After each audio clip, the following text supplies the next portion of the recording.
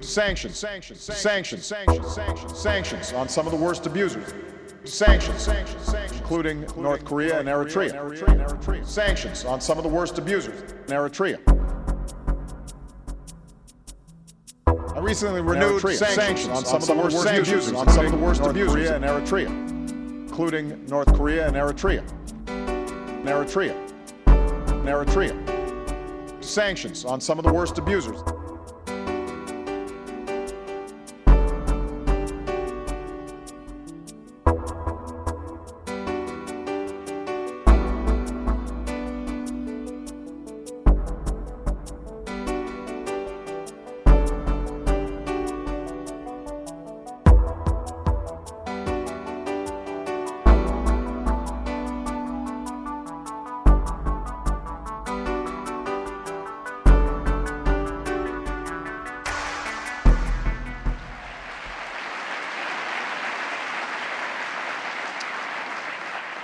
And today I want to discuss an issue that relates to each of these challenges. It ought to concern every person because it is a debasement of our common humanity. It ought to concern every community because it tears at our social fabric. It ought to concern every business because it distorts markets. It ought to concern every nation because it endangers public health and fuels violence and organized crime. I'm talking about the injustice, the outrage of human trafficking, which must be called by its true name, modern slavery.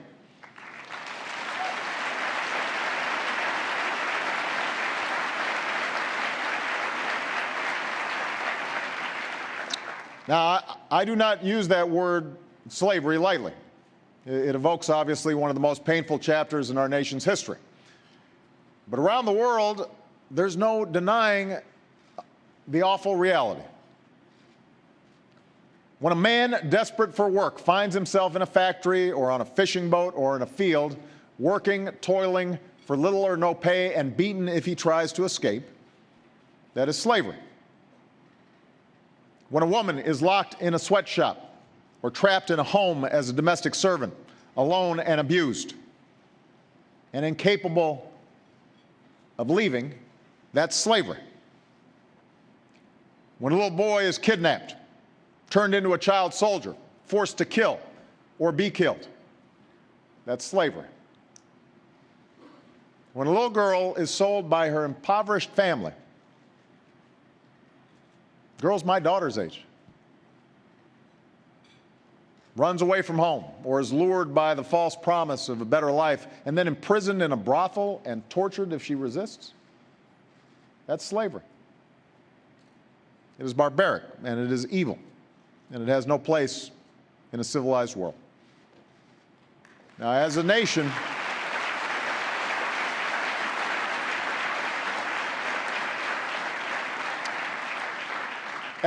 we've long rejected such cruelty.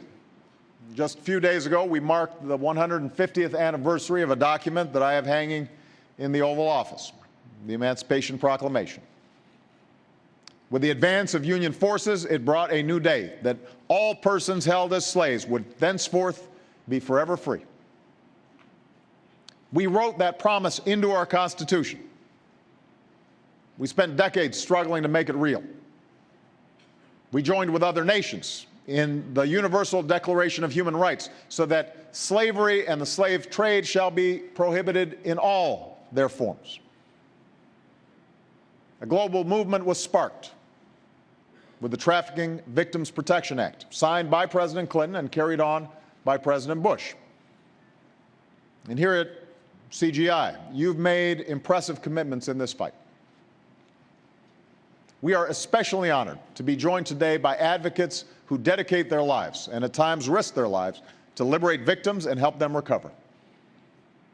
And this includes men and women of faith who, like the great abolitionists before them, are truly doing the Lord's work. Evangelicals, the Catholic Church, International Justice Mission, and World Relief. Even individual congregations like Passion City Church in Atlanta. And so many young people of faith who've decided that their conscience compels them to act in the face of injustice. And groups like these are answering the Bible's call to seek justice and rescue the oppressed. Some of them join us today, and we are grateful for your leadership. Now, as president, I've made it clear that the United States will continue to be a leader in this global movement. We've got a comprehensive strategy. We're shining a spotlight on the dark corners where it persists. Under Hillary's leadership, we're doing more than ever with our annual trafficking report, with new outreach and partnerships, to give countries incentives to meet their responsibilities and calling them out when they don't. I recently renewed sanctions on some of the worst abusers, including North Korea and Eritrea.